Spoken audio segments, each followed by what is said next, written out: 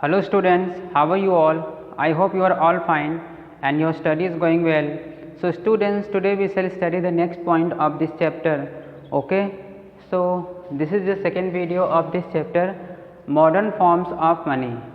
आज की डेट में जो टॉपिक है वो क्या है? Modern forms of money. आधुनिक युग में जो मनी का जो रूप है वो किस तरह से आप समझ सकते हैं। इससे पढ़ाने से पहले थोड़ा मैं एंशिएंट के बारे में बात करूंगा। जैसे आप देखें तो सबसे पहला जो कॉइन्स था वो क्या था? Punch mark coin. पंचमार्क कॉइन कभी ऐसे थे, कभी ऐसे थे, कभी ऐसे थे, ऐसे था पंचमार्क कॉइन, ठीक है ना, जो गोल्ड में था। ये आपको कहाँ मिलेगा? कोलकाता जाइएगा, वहाँ के इंडियन म्यूजियम में वहाँ पर है, ठीक है ना, वहाँ पर आपको मिल जाएंगे। आप वहाँ पर देखिएगा, पंचमार्क कॉइन वहाँ पे मौजूद हैं, मैंने देखा था। तो वहाँ पे आपको इंडियन म्यूजियम में आपको मिलेगा, देख सकते हैं। तो पहले कैसा था कॉइन? देख रहे हैं, मॉडर्न फॉर्म्स ऑफ मनी। आधुनिक युग में जो मनी का रूप है, ठीक है ना, क्या वही रूप एंशिएंट टाइम में था? नहीं। तो मैं आपको थोड़ा एंशिएंट टाइम के बारे में, कॉइन्स के बारे में बता रहा हूँ, क्योंकि ये हिस्ट्री से जुड़ा हुआ है, तो थोड़ा इसको बताना ज़रूरी है, ठीक है ना, नंबर 1। उसके बाद हम देखते हैं Gupta period. Gupta period is known as a golden age of India, ठीक है ना। गुप्त पीरियड में जो कॉइन्स था, ठीक है ना, ये क्या थे? सिल्वर थे, गोल्ड था, ठीक है ना, मोस्टली आपको मिलेंगे गोल्ड के, सोने के सिक्के मिलेंगे। तो यहाँ पे आपको देखेंगे ऐसा रूप था, ठीक है ना। उसके बाद हम देखते हैं मिडिवल पीरियड में, तो वहाँ पे जो कॉइन्स का रूप अलग हुआ, ठीक है ना, कॉइन्स का रूप ऐसा रूप ले लिया, ठीक है, मुगल्स काल में। बात समझ में आ? तो इस तरह से हम देखते हैं जो कॉइन्स का जो रूप था वो क्या रहा? बदलता रहा टाइम टू टाइम। लेकिन आज के इस आधुनिक युग में, अच्छा, पहले के जो कॉइन्स थे वो क्या थे? वेरी प्रीशियस, वेरी वैल्यूएबल थे, ठीक है ना। लेकिन आज की जो कॉइन्स की बात हो रही है, एक कागज का टुकड़ा है मात्र, केवल एक कागज का टुकड़ा है, लेकिन उसकी वैल्यू क्यों ज़्यादा है? क्योंकि भारत सरकार, गवर्नमेंट ऑफ इंडिया या किसी भी कंट्री का उस पर ऑथोराइज्ड होता है। यदि ऑथोराइज्ड ना हो तो कोई व्यक्ति उससे लेना। तो इसी के ऊपर हम डिस्कस करेंगे। तो यहाँ बात की जा रही है करेंसी, ठीक है ना। चलिए देखते हैं। Modern forms of money include currency. जैसे क्या क्या है? जैसे पेपर है, paper notes, coins, paper note में आ जाएंगे, कॉइन्स है, ये सब क्या है? आधुनिक करेंसी में हम देखते हैं, ठीक है ना। Unlike the things that were used as money earlier, जिससे पहले हम बहुत एंशिएंट टाइम में इसे हम मनी के रूप में देखते थे। जैसे आप देख रहे हो ना, पंचमार्क कॉइन, गुप्त काल में कॉइन, मुगल्स काल में कॉइन, ये सब जो आप कॉइन देख रहे हो, उस समय उसको हम मनी के रूप में देखते थे। जैसे आज हम पेपर नोट्स, करेंसी, सिक्का जो है वो हम मनी के रूप में देखते हैं, उस समय अर्लियर एंशिएंट टाइम में हम मनी के रूप में उसको ऐसे ही देखते थे। समझ में आया ये चीज़ें? अभी क्या है देखिए, मॉडर्न करेंसी, आधुनिक युग का जो करेंसी है, जो पैसा है, is not made of precious metal such as gold, silver and copper. आधुनिक युग की जो करेंसी है वह सोने की बनी नहीं होती है, ना तो सिल्वर का बना होता है, ना तो कॉपर का बना होता है। यदि हम बात करें तो गुप्त पीरियड का, गुप्त पीरियड में जो राजा थे, चंद्रगुप्त द्वितीय, स्कंदगुप्त, विक्रमादित्य जो थे, तो उस समय में जो गोल्ड था वह मनी के रूप में इस्तेमाल होता था, और प्रजा के पास सोने के सिक्के होते थे, चांदी के सिक्के होते थे। वही जिस तरह से आज हम करेंसी अपने समाज में देख रहे हैं चारों ओर, उस समय एंशिएंट टाइम में सोने का सिक्का समाज में फैला हुआ था, चांदी के सिक्के समाज में फैले हुए थे, कॉपर तांबे के सिक्के क्या थे, समाज में फैले हुए थे। तो ये जो सिक्के थे एज ए मनी के रूप में इस्तेमाल होता था। जैसे आज हम देख रहे हैं ना पेपर करेंसी है ना, और कॉइन्स है, ये सब देख रहे हैं ना, पहले ऐसा इस्तेमाल होता था, वो भी किसमें, गोल्ड सिल्वर के रूप में हम देखते थे, ठीक है ना। तो लेकिन आज का जो आधुनिक युग का जो देश है हमारा भारत है, इस भारत में आधुनिक युग की इस भारत में जो करेंसी हम राइट नाउ यूज कर रहे हैं वो तो ना तो सिल्वर का बना होता है, ना गोल्ड का बना होता है, ना कॉपर का बना होता है। वह जस्ट एक पेपर होते हैं, स्पेशल किस्म के पेपर होते हैं, उससे बनाए जाते हैं, ठीक है ना।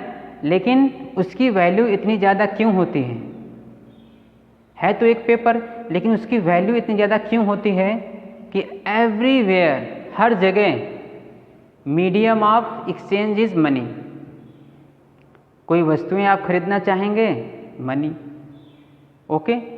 तो अब देखिए क्या है, आई होप ये आपको समझ में आ गया होगा कि आज का जो आधुनिक करेंसी है वो गोल्ड का नहीं बना होता, ना सिल्वर का, ना कॉपर का, बना होता है एक पेपर जो उससे बने होते हैं। नेक्स्ट पॉइंट क्या है, इट इज़ एक्सेप्टेड, यह स्वीकार करना पड़ेगा, it is accepted as a medium of exchange because the currency is authorised by the government of the country. लेकिन यह स्वीकार करना पड़ेगा हर एक व्यक्ति को कि जो पेपर करेंसी है, जो कॉइन्स है, वो किसने ऑथोराइज्ड किया है, उस कंट्री के गवर्नमेंट ने। जैसे मैं एग्जाम्पल दूँ, यदि इतिहास के पन्नों में आप जाओगे तो वहाँ देखोगे किस तरह से मोहम्मद बिन तुगलक ने क्या किया था, जो करेंसी उन्होंने बनाई थी उस पर क्या किया था, खुद का अपना मोहर, गवर्नमेंट का मोहर, स्टैंप नहीं लगाने के कारण क्या हुआ था, चारों ओर समाज में सभी लोग करेंसी बनाने की मशीन अपने पास रख लिए थे, जिसके कारण क्या हुआ था, प्रॉब्लम्स झेलने को मिली था, ठीक है ना। लेकिन हम यदि बात करें कि आज के मॉडर्न युग का, तो पेपर होते हैं, लेकिन वो क्या होता, ऑथोराइज्ड होता है। क्या ऑथोराइज्ड होता है, गवर्नमेंट ऑफ द कंट्री, उस कंट्री, जिस कंट्री की वो करेंसी है, उस कंट्री की गवर्नमेंट उससे ऑथोराइज्ड करती है कि हर व्यक्ति को, चाहे वो करेंसी कहीं भी जाए, लीगल रूप में कहीं भी जा रही है, तो हर व्यक्ति को उसे एक्सेप्ट करना ही पड़ेगा, चाहे वो कहीं भी हो, इसीलिए इसकी वैल्यू ज़्यादा है। सो आई होप ये पॉइंट्स आपको कुछ समझ में आ गए होंगे about the currency. We shall study the next point, then we will clear the all concept about the currency, okay.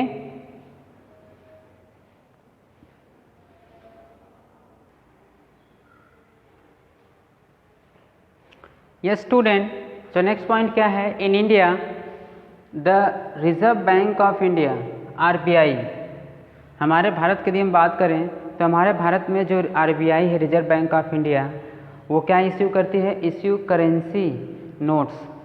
ध्यान दीजिएगा, कभी कभी 1 मार्क्स में क्वेश्चन पूछ देता है कि who issues the currency notes, तो कौन पूछता है, कौन करता है, RBI। RBI क्या करते हैं, इश्यू करते हैं currency notes on behalf of the central government. Central government के बदले में कौन करेंसी नोट्स इश्यू करता है, RBI, ठीक है। कभी कभी ऑप्शन दे देता है MCQ क्वेश्चन में, जैसे पूछ सकता है who issue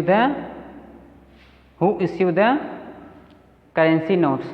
option 1 central government, option 2 RBI, option C both of them, option C D none of this.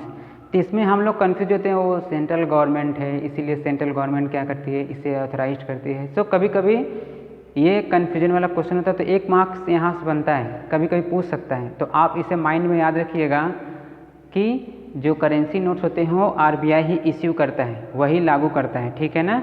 ध्यान दीजिएगा इस चीज़ को, सेंट्रल गवर्नमेंट नहीं, ठीक है।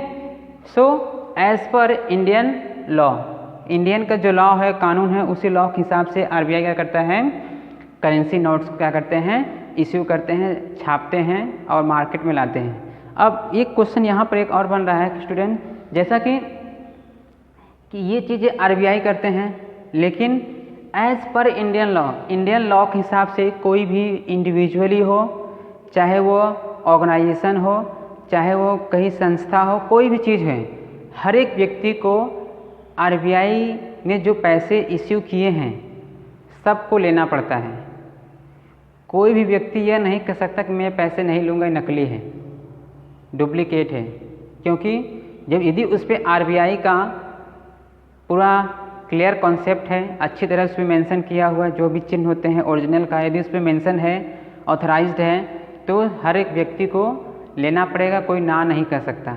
ओके, और जिसके कारण क्या होता है, कोई व्यक्ति घर में वैसा नहीं बना सकता। यदि वैसा बना सकता है, यदि वो बनाएगा तो उसके ऊपर क्रिमिनल केस के लॉ बनते हैं, कानून उसके ऊपर कार्रवाई करेगी। इसीलिए क्या होता है कि आरबीआई के उस पर क्या होते हैं, रिजर्व बैंक ऑफ इंडिया का उस पर पूरा बाकायदा लिखा रहता है। आप देखे होंगे किस तरह से नोट्स में लिखे रहते हैं।